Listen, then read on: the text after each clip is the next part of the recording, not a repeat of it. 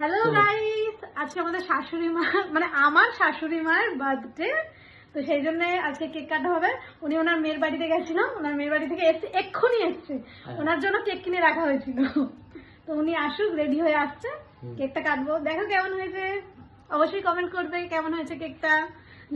লিখে এনেছে সোনা মা, ওনার নাম লিখে আনেনি। ঠিক আছে, উনি আসুক তারপর দেখাবো।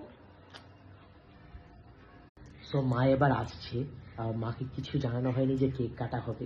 সো মাকে ডাকা হচ্ছে। ও মা, মা, ও মা, হ্যাপি বার্থডে,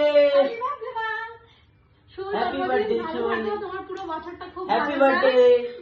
নাও কেক কাটো।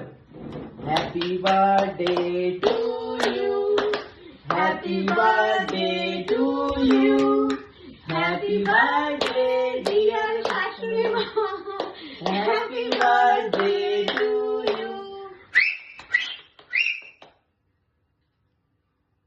মাকে লোকে খেয়ে দিয়ে একটা হাসি।